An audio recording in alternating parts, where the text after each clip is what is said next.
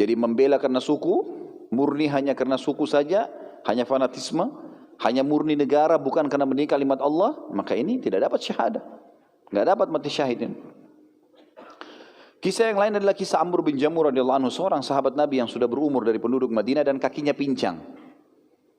Dan ini karunia dari Allah SWT. Lihat bagaimana orang-orang yang ikhlas teman-teman. Dan kata para ulama sudah disepakati ini, siapa yang masuk di kancah peperangan ikhlas mau mati syahid, itu yang Allah kasih syahadah. Kalau ada orang masuk di kancah peperangan kemudian dia bimbang, saya mati atau enggak ya gitu. Pokoknya ikut berperang saja, cari pahalanya, maka tidak mati syahid kecuali ajalnya datang. Kuasa Allah, Allah memilih orang yang paling ikhlas, yang memang mau mati syahid, mau segera masuk surga, itu Allah kasih. Ini kisah-kisahnya satu demi satu kita sebutin. Di antaranya Amr bin Jamuh. Tadi sudah ada Handalah, ada Khuwairik, ya. Amr bin Jamuh berkata, ya Rasulullah, saya ingin berjihad tapi anak-anak saya larang. Anak-anaknya datang memegang tangannya, ya Rasulullah, ayah kami pincang, sudah tua. Maka kata Nabi SAW, kau pincang hai Amr. Kata Amr, ya Rasulullah, apakah orang pincang tidak bisa masuk surga? Saya juga mau ya Rasulullah. Justru saya mau masuk surga dengan pincang saya ini. Kata Nabi SAW, naikkan dia ke kudanya, biarin dia ikut. Ikut berperang, terbunuh mati syahid. Radhiyallahu anhu. Ya. Jadi bagaimana semangat sahabat teman-teman sekalian, pincang enggak menghalangi untuk itu. Sebagian orang, saya enggak tahu di sini ada atau tidak, baru gerimis enggak ke masjid. Enggak tahu kalau ada di sini hadir, ya. Merasa alhamdulillah. Baru gerimis enggak mau ke masjid. Baru ngantuk sedikit enggak mau hadiri majelis ilmu. Bagaimana kalau jihad ini? Umroh mau cukur rambutnya bimbang. Sampai kadang-kadang saya bilang sama jemaah saya, baru rambut Pak, belum darah, baru gundul. Baru mau gundul gitu. Bagaimana caranya tidak mau berkorban untuk Allah dan Rasulnya ini? Padahal Allah yang membuat di urat saraf kita mengalir darah-darahnya, otot-otot dia yang rangkaikan dengan tulangnya segala macam, lalu kita tidak mau berkorban untuknya. Ambil pelajaran teman-teman dari para sahabat ini. Enggak setengah-setengah, janji Allah dan Rasulnya memang sudah pasti benar, jalani.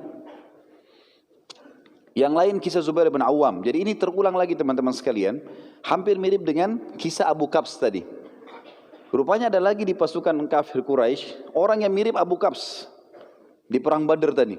Badannya besar, besi semua dari kepala sampai kaki kudanya, menyerang muslimin, nyusahin. Sahabat ngeluh lagi ke Nabi, ya Rasulullah, ada lagi nih pasukan kafir Quraisy. Nabi panggil lagi Zubair, panggil Zubair, suruh hadapi. Zubair datang lagi. Zubair mengatakan, demi Allah, saya tidak melihat sedikit pun ada celah di mukanya orang ini. Sama tadi, dikelilingi, dicari, sampai Zubair mengatakan, saya melihat kasus yang sama dengan yang di Badar. Celahnya cuma di antara dua matanya. Maka saya pun melempar tombak di tempat yang sasaran itu, dan dia mati terbunuh. Sama dengan kasus tadi di Badar. Dan ini juga termasuk teman-teman sekalian sudah saya jelaskan, bagaimana seorang muslim memiliki keterampilan dan kejelian. Dan kata Nabi SAW dalam sebuah hadis yang sahih, Inna Allah yuhibbu min abdin idza amila amalan an yutqinahu. Allah sangat suka, cinta dengan seorang hamba kalau dia kerjakan satu perbuatan, dia menguasainya. Jangan terlalu bercabang teman-teman. Kuasai bidang ini, pindah ke bidang lain, setelah ini dikuasai. Lebih baik kita terkenal dengan satu bidang dan kita dikenal, itu tuh lebih baik. Nabi Daud alaihissalam fokus sebagai tukang besi, udah terkenal dengan itu. Walaupun keterampilan lain bisa, tapi ini ada yang dia dikuasai dengan sangat matang, gitu kan? Zubair dan para sahabat ini memang banyak mereka menguasai bidang-bidangnya, dan ini bagian daripada syariat kita. Profesional dalam bidangnya, keterampilan diikuti dengan kejelian. Kita sebutkan juga beberapa kisah prajurit kafir di kancah peperangan Uhud, teman-teman sekalian. Di antaranya kisah Abu Amir. Abu Amir ini asli penduduk Madinah, dan dia dulunya berusaha untuk menyatukan Aus dan Khazraj, dua suku yang nanti dikenal Ansar setelah Islam. Sebelum Islam masuk ke Madinah, Abu Amir ini mau menobatkan diri menjadi rajanya Aus dan Khazraj. Daripada kalian perang, saya jadi raja kalian, saya akan menyatukan. Dia orang kaya. Subhanallah, dengan hikmah Allah datang waktu Islam mulai masuk ke Madinah, gitu kan? Kemudian Nabi SAW hijrah ke Madinah, seluruh penduduk Madinah ini, Aus dan Khazraj masuk Islam. Dan mereka tidak mau lagi mengangkat Abu Amir sebagai rajanya. Abu Amir kecewa. Karena dia kecewa, dia nggak mau masuk Islam, dia tinggalkan Madinah menuju ke negeri Syam. Waktu dia dengar di perang Uhud, orang-orang Quraisy menyerang Madinah, dia kembali.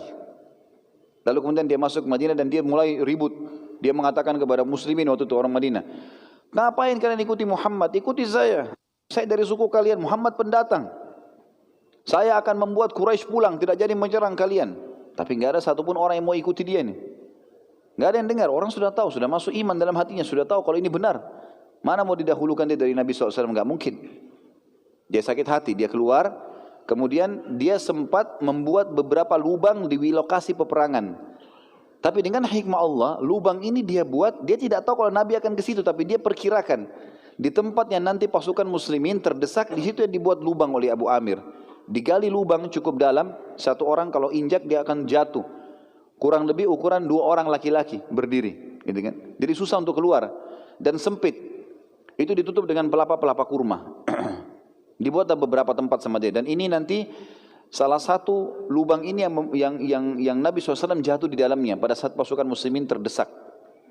Setelah buat lubang-lubang ini, dia bergabung dengan pasukan Quraisy. Dia bergabung dengan pasukan Quraisy, tapi akhirnya dia juga terbunuh bersama dengan pasukan Quraisy. Ini di antara kisah salah satu orang kafir yang perlu ditahu namanya, karena dia bergabung dengan pasukan Quraisy.